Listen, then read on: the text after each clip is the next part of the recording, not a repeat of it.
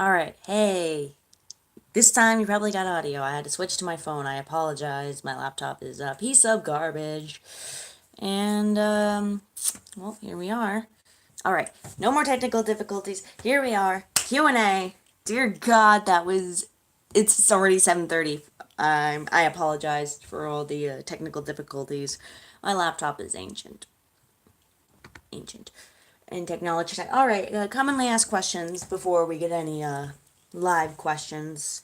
Homestead Sanitarium, we are not going to go back there.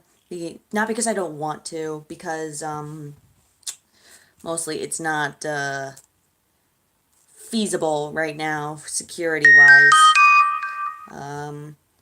We would love to go back, don't get me wrong, but we don't have the time to go at a time where no one would be there across the street, because they watch like hawks. Alright, I again apologize for the technical difficulties. I don't know what that was. I'm still trying to figure out this in regards to my laptop.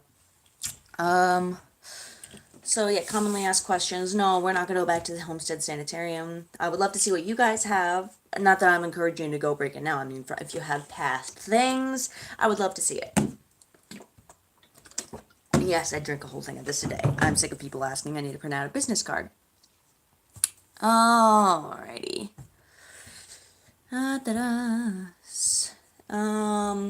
What else? Any other questions from the one viewer right now? Yes, no? I can't view the chat. I don't know why. I'm holding my phone like this. Let's try this. Rotate device. No, it doesn't work. Okay, moving on. Commonly asked questions. I apologize. I'm like an old person when it comes to technology. Commonly asked questions.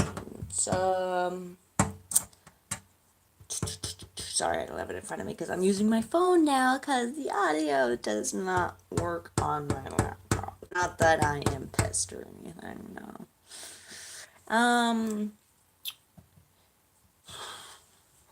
Willowbrook. How do I know so much about it? That's kind of a gray area right there. Oh, and sorry, that's work related. It's it's like one, you can watch it on YouTube. Anybody can watch it on YouTube. I learned about it through work. It's a cautionary tale kind of thing. I'm not gonna say any more than that. I'm not allowed to say where I work. Well, I probably could, but I'm not gonna. I'm not gonna risk it. All right. Excuse me. Other questions. Other questions. Why do I do this? Why do I like this? Why do I like this? It's been asked to both of us, but pineapple on pizza, yes sir. The real paranormal oddity here is why the hell you think that's an appropriate question to ask. I kid. My partner's in the chat right now. Hey Joe. So the question right now is, why do we do this? Why are we interested in this? I personally, this has always been a thing with me. I've always liked the paranormal. I think I get it from my father and my mother. My mother likes serial killer documentaries and stuff like that, and likes reading about serial killers. And my dad just, I don't know if he does it for my benefit, if he likes this stuff for my benefit, or if he liked it before. But we've always been a kind of like a horror family, not like directly out there horror, like, but more of a subtextually, you know. We're a subtextual family. Well, we were. Anyway, I've always had paranormal, like, interests, let's say. As a lot of kids my age do. It's interesting to, for Joe, it's interesting to ponder and pursue. Yeah. It's more of a forced hobby for him. So, for me, it's just, let's say it's like a midlife crisis. I wanted to do something with my life. I wanted to be interesting. I wanted to do something fun with my life. Like, I'm turning 21. What am I gonna do with my life? Where have I been with my life?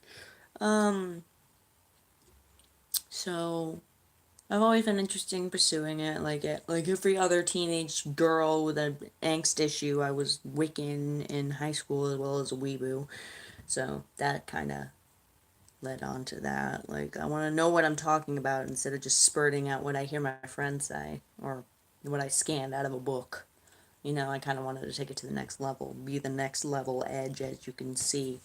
I've taken it with my attire. What other questions are commonly asked? Bigfoot. That's our fan base's main. Well, we'll get to Bigfoot. One thing is the alien thing. A lot of people,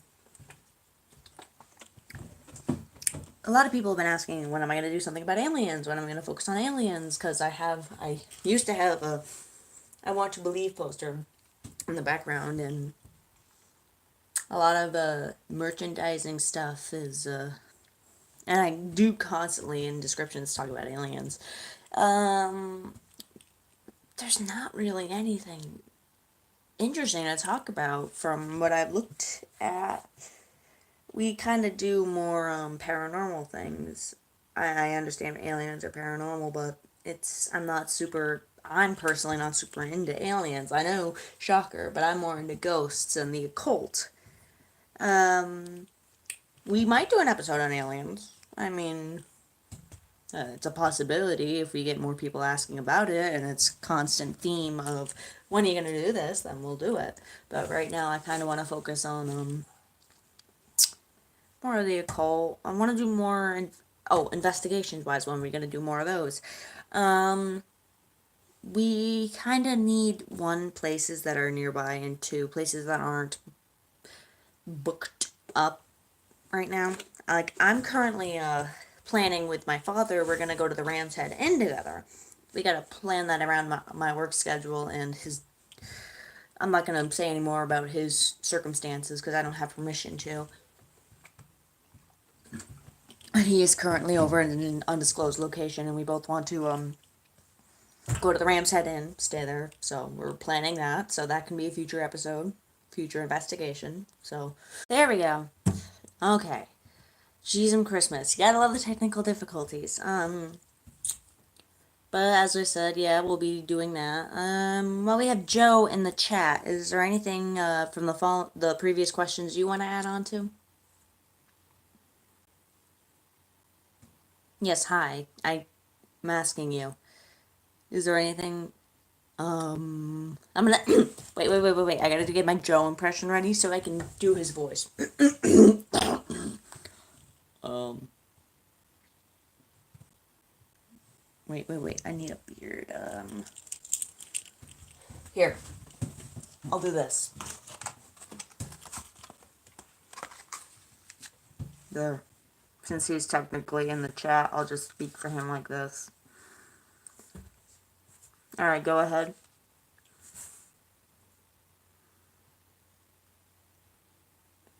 XD. It smells like Ritz crackers in here. Oh my god, it smells like Ritz crackers. Oh, also, we got revlogged by a paranormal talk radio, but then we had technical difficulties, and now we're doing this stream, so nobody knows where we are. Yay. But, continue. I'm moving my eyebrows, you can't see it under the mask. Alright, I'm assuming he's typing, but I can't see it, so, I'm gonna continue to speak and, I'm not big into aliens either. Too much uncertainty, conspiracy for my taste. Okay, so, what about, investigations? Do you have any ideas for upcoming investigations? And also, what got you into this besides me forcing you? Like, where does your interests lie? Or where do your interests lie? Pardon my grammar. Sorry, check our social media while you respond to that. It smells like Ritz crackers in here, and I haven't eaten Ritz crackers. Second part first, you. Ha ha ha ha ha. Ow, what is in my eyeball? Investigate. You mean investigations? Two people reached. Right.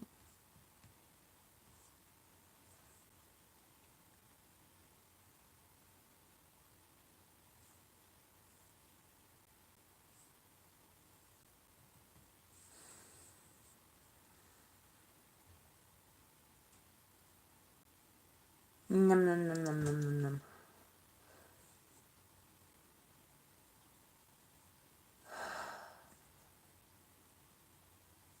Why? Why is my technology so crappy?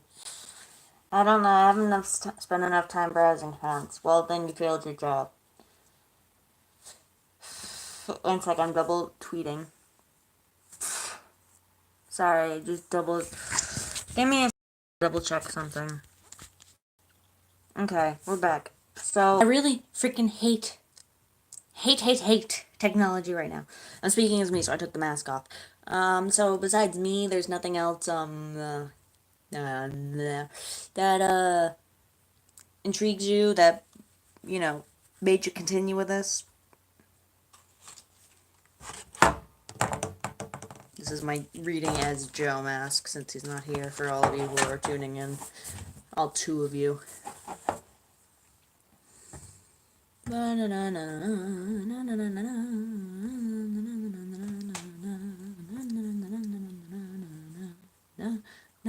Freaking gotta. Personally, I wanted to see a ghost. I thought you saw a ghost. Oh, wait. Personally, I want to see a ghost. But I thought you saw a ghost. Oh crap. Guess I'm a filthy liar. Eh. Oh. Eh. Oh. More. Oh, I want to see more ghosts. This is my Joe impression. Isn't it manly? I got the beard and everything. But I think it works. Oh. There's someone else here. Hello. Did I walk into? I apologize. That was my Joe impression mask, since he's not here with us today. We are. Oh crap, he's gone. I scared him off. Uh, oh God, why? All right.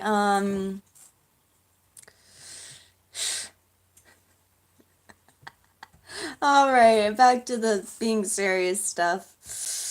What the did I just walk into? Oh, oh. Hello. Yes, we're doing a commonly asked questions for those of you who are tuning in. I apologize. That was my partner impression mask, since he's not here. He's in the chat with us today. That's my mask I wear when I'm speaking for him. There's nothing weird going on, more so than usual, but anyway, let's continue before we get more technical difficulties. Other commonly asked questions that we receive are, well, we get asked, is this, just, do we even believe in this stuff? I do. I personally do. That's why I started it. I believe it's an under-researched area, and my professors think I'm insane.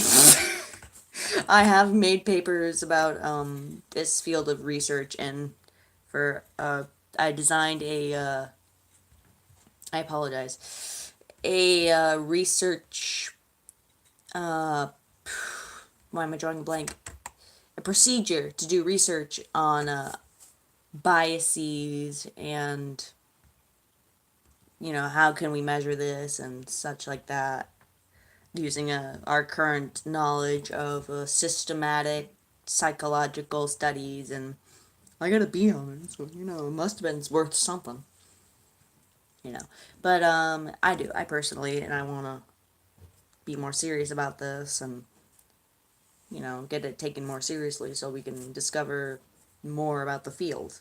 Personally, that's my personal opinion. I don't know what my partner believes, but I have taken steps to put a scientific, our current basis of science, a scientific grip upon it, using I go into talk a lot about self-serving biases. That's one of my, friggin' favorite words. You'll hear me use it a lot. Self-serving bias.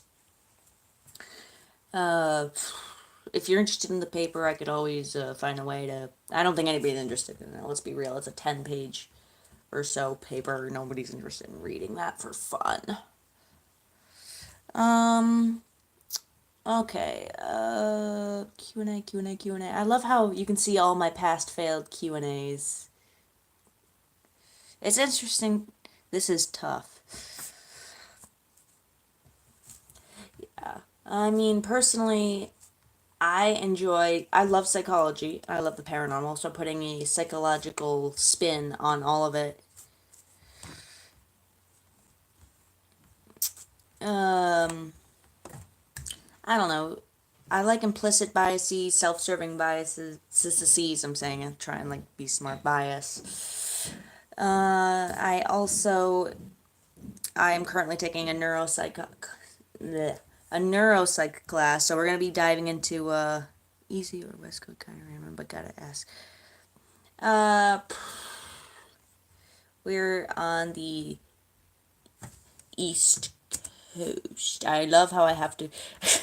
No, we're in New York. We're based in New York right now. And right now we moved our studio into the mountains, so we're hence the bad connection and all the technical difficulties. But going back to what I was saying, um, I'm in a neuropsychology class right now, finishing up my bachelor's, and I'm going to be presenting at in a group of people at a SUNY school psychological conference. So we're going to be doing some neurological presentations based off of. I think we're going off of we have a Professor Jeremy Gray. We're going to be going off of some of his. So I might be mentioning that later. We'll see. We're not completely sure what direction we're taking right now. We have only the baselines, and I don't want to bore you with that. But there's going to be a lot of psychological talk. But going back to what we're going on about. I apologize. I go on tangents. I try to make this like I wanted to. We keep losing connection. I apologize. Again, we keep losing connection. As I was saying, even the internet is knowing my bull crap. As I was saying, I have published a paper about published. I have made a paper and submitted it for review about studying implicit biases, self-serving biases by studying like famous haunted areas as opposed to lesser known haunted areas, and getting like tours to get like before and like before having them fill out like, oh, what did you hear about this place, what is your view on this and this, and then interviewing people from lesser known areas and, hey, what do you know about this and this. And then there was a whole month but there was a whole thing towards it, but I think the most common thing was like after, like, for the tour guide saying put down what you saw, and then the people in the area, we just in an interview ask, oh, what have you seen in this area, without disclosing what's happened here, and seeing if the occurrence of them seeing something is the same in a populated area, like what's the variation. And in a self, like, you go in expecting something, you're going to see something. So that's basically the study. Like, in lesser known areas, what have they seen without knowing about it, and in more commonly known areas, what do they just regurgitate, basically. Is like, do they just repeat what they said? Like, basically, you go in wanting something, you're gonna find something, kind of thing. But in the lesser known areas, if there's a commonality between the interviews and what they've seen, and they have no prior knowledge of what the area is about, like what's going on, would that be the same with medicine? Yeah, it would be sort of like a placebo effect. I can see where you're going with, yes. Um, but that's more of a placebo effect, right? Because what you're taking something and expecting to get something, and then that causes something to happen. Yeah, I can see where you made the combination there. Yeah, but that's called the placebo effect. I believe when it's a social situation, it's more of a bias. Like if it's a defective drug, I can see what you're saying. Like, plus, I will. I can understand. I understand what you're saying. The like most of the time in like a double blind study, that's when they use for medicine, is they give the participant a sugar pill, and the person giving, like conducting, the doctors don't know. Only the people who are putting on the experiment know who's getting what. So the doctors don't have like little, because double blind studies, they're my favorite thing, pardon me. And that way the doctors don't give little hint, because there are little ways doctors in those situations give off cues, like, oh, here's your pill, like the way they speak, it'll give the other person a tip, and it won't be as effective. A single blind study is not as effective as a double blind study, depending on the situation. Anyway, I'm rambling, but yes, that is basically what I was going for, like a mix of placebo biases, comparing the two, and if in the lesser known area, that's like a little, let's call it plot B, in the lesser known area, if there is no prior knowledge and a lot of matching stories, then there's a little more to pick out of there. I'm hand gestures, but it's also comparing biases and what people going in expecting things will. You get the point. I apologize. I'm starting to get a headache. I I talk a lot, but you know. But yes, that's basically what the paper is on. And again, I can publish the paper on our, like, find a way to post it so people can see it if that is what people want. It's a long paper. A lot of articles are referenced in it because how long is the paper? It's about 10 pages. About. It was supposed to be a 20-page paper project, but that's mostly including the outline and the rough draft, so in the end it ended up being about 10 pages. I include, there is a chart, well, not a chart, a survey that in the field of psychology someone has made, like a paranormal, like, it's like on a scale of 1 to 5, what do you believe? Like something people fill out, like, oh, are you spiritual? 1 to 5. I found this pre-made in a different article, well, different paper, different study someone did. So that's another thing I would include before, as well as I like how this cutting out keeps me on track. It keeps me from when I'm rambling to stop rambling. Anyway, it has there are very few paranormal and psychology related things that are for, most of them have a, like I've said before, self-serving bias or just black or white. Mine's more of a, we'll see what we get, what data we get, more like, oh, I'm going to disprove this, or oh, I'm going to prove this. None of them are, well, we think this is going to happen, so we're going to put it to the test. We have, like, no one goes in with an open mind. They go in with what they believe is going to happen. So,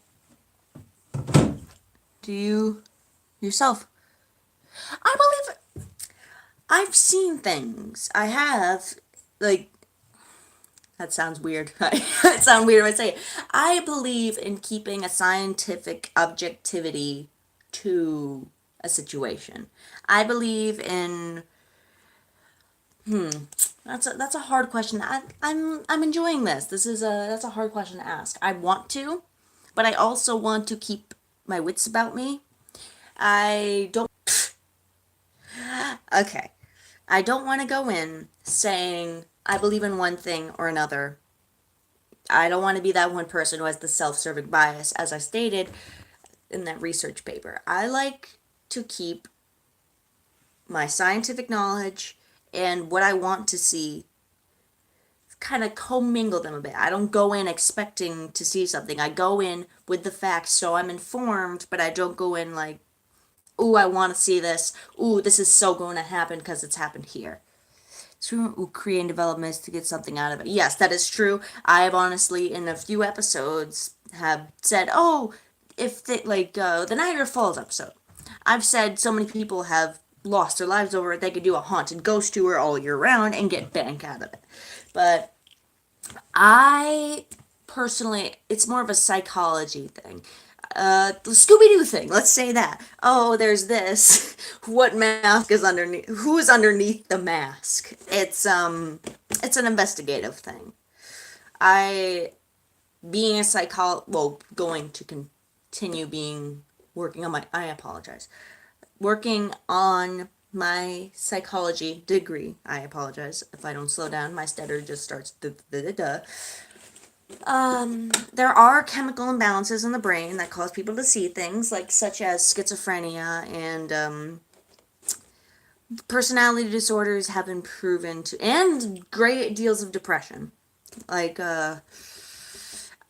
also, have you ever heard of schizotypal personality disorder? Those are people who have great ideas of reference. They believe in, like Dale Gribble from King of the Hill, basically. It's like that. And they believe. For me, there's not. Okay, I apologize. I'm reading my partner. His response: for me, there's not too much weird stuff in traditional ghosts. Healthy dose of skepticism. Yes, skepticism. Yes. Yes, skepticism. Yes, like I'm like okay. Okay, as I was saying, there are a lot of disorders that make you see things. There are a lot of people who would purely do it for the benefit of themselves, a financial benefit. I do it more for expanding the scientific horizon. Again, I also believe in having skepticism about our scientific ways of measuring things. Because certain fields, like paranormal, as I stated in my paper, paranormal research is stigmatized, so people don't really try and find ways to measure it in the field of psychology. They just, find ways to disprove it. With the way we have hardcore, uh, we have hard evidence proving, like, we have these, I apologize, I'm stuttering. We have these systems that we go by. And in psychology, when you hear something such as paranormal studies, you say, oh, that's more like a mental illness thing. They don't. It. I'm stuttering. It's because I'm getting all shy all of a sudden, even though there's no one here. What I'm trying to say is people in the field of psychology believe that paranormal studies are, it's a cult. It's weird. It's abnormal. Therefore, it must be a side effect. Like these days, I apologize. I'm gonna push this out of the way. These days, psychologists are really kind of little going. Some of them are going overboard with overdiagnosing. So, if a doctor was to, like a psychologist was going to the field of paranormal study, I think the reason that it's not studied is because they're afraid of how the field would view them as a professional. And how, when you think of paranormal researchers, you not often do good things pop up. When you think of paranormal researchers, you think of, oh, TV shows, blogs, crazy people. So it's been hard developing systems of measurement for these things that people don't want to delve into studying. They don't want to risk their professionalism, so they don't want to bother proving or going in with an objective mind. They want to go in focusing on what we know and putting it down like there are different forms of learning. I'm trying to explain this in a way that doesn't sound like me ranting. Different forms of learning. And it's like, say, putting a kid who learns one way into our school system that measures one way and one way only. That kid is not necessarily stupid, but in that system, he's not going to do well. If that makes sense. That's my analogy. But from experience, great deals of depression can make you see things that aren't there. And I think it's a gray area. That's why I'm having so much trouble. It's a gray area, and finding ways to measure it are going to be hard because most professionals do not want to put the time into it. Most professionals think it's, crazy. They deal with mental illnesses all the time, so of course anything that's not the traditional school system, as I've stated, are They're just gonna be like, "Oh, you're stupid. This is what the tradition is, and little Tommy here, you're stupid. It's different, so it's stupid, basically, to a lot of professionals." So I try to go in with an objective mind. I probably sound really stupid right now, but I'm trying to be candid here. I'm not trying to make up stuff. I'm not trying to read off a script. I'm trying to be candid, and it's. I'm just trying to be candid. It's. You understand what I'm saying. It's basically, oh, this is how people see it, and if anybody goes off the beaten path, they're not seen as professional, therefore, their credibility diminishes. I apologize, I'm making graphs with my arms. Their credibility diminishes, and therefore, they're not going to get much work, they're not going to get published as often. They don't want to risk not seeming professional. And it is, I understand that. It is hard to come up with a whole new way of measuring things going against what we know now. But, you gotta go in with an open mind. You gotta put your pride aside at some point and just say, I'm here to measure something. I'm here to try and discover something different. When hearing paranormal, I have a bad, yes, unconscious and or conscious biases. That is something that plays a role in a lot of, like, if you go there, I believe on the Harvard website you can do unconscious bias testing for like race and gender and such, but there is a negative connotation with paranormal research. I think Bigfooters is, that's what I was going for, like Bigfooters. My father being one. Uh, but I'm not a Bigfooter. I try to keep in the realm of psychology. I try to keep a rational head. But it's basically, I think what I'm mostly going for is looking at how the field is now from a psychological standpoint and how we can fix it and how to continue from there, because you can't really make any headway in the field of research until you fix the problem or attempt to, which, as you can tell with school systems, that doesn't, like, going back to my school system analogy, that's going to be hard, but eventually I'm hoping to make some headway. Humans are naturally, I like you. But again, I can find a way to post the paper if anybody is interested in reading it. It's kind of not the greatest, I won't lie. Because balancing a full-time job and full-time school, that's more of an excuse, but I can always go in and do revisions. So, do you see us being able to fully tolerate? That's a thing.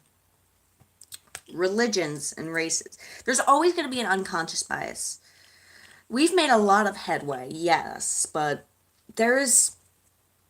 Sorry, I have the perfect thing and I'm trying to find the way to say it correctly without sounding like a rambling idiot. There is an unconscious bias to protecting oneself. Every human has a self-defense mechanism in themselves, which usually manifests as anger, or if someone starts to feel anxious when someone's speaking about a topic, that's that defense, fight or flight, because even though it is not a physical threat, it is a psychological threat to the world they know, and if they even try to consider it as something else, their whole world shatters, and therefore they're in a state of peril.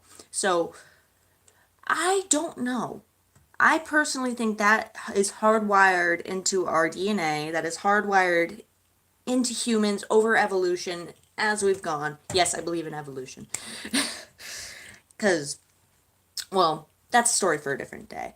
But it is hardwired in ourselves to protect ourselves. It's hardwired to keep the human race going, which AKA means protecting ourselves as individuals. So, It's not a physical threat, but it is a psychological threat to the world they know. And it may be debilitating to consider the world is different, and starting anew with that new worldview would be too complex for most individuals, and it is seen as a threat to their world, their perception. So imagine you're sitting there and your world starts to crumble, you start seeing black cracks in the world you see. Well, psychologically, that's how they're seeing it. The world is falling apart.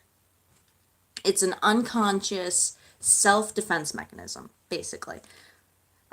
So I want to see people get along, but I believe personally, no, we're not fully ever going to get along. There's always going to be that one fringe group, there's always going to be that one section of people that cannot step up and change. But there's also the possibility of, I apologize, I'm trying to think of the correct terminology, natural selection. Because perhaps these people who are able to grasp the idea of different ideologies having truth in them, different ideologies, right? It might be harder. Oh, sorry, I believe, I'm reading my partner's description, which threw me off. Thank you. Thank you, Joe. Anyway, I believe that natural selection, the people who are able to conceive, like, the idea that, oh, this is that, we can all get along and it's not going to destroy my world. The people that are able to do that, genetically, perhaps, there is a section in the brain that allows them to have higher thinking. And perhaps through natural selection, it's going to be a dominant gene or a dominant part of the gene, development of the brain, bigger part.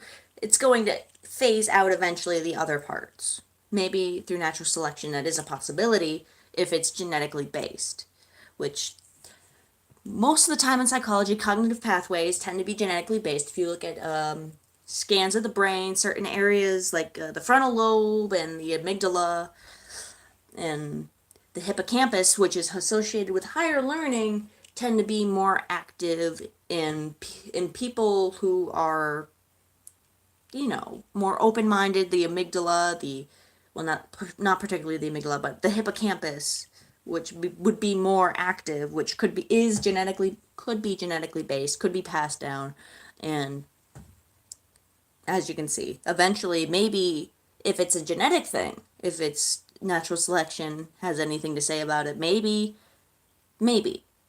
But as it stands now, I think the self preservation, the natural fight or flight in human beings would prevent that from happening in everybody. So that's my roundabout answer. My answers are more gray area because in this field of study, it's hard to be dun dun dun because it's not dun dun dun right now. I probably didn't make any sense, but I hope that answered that question.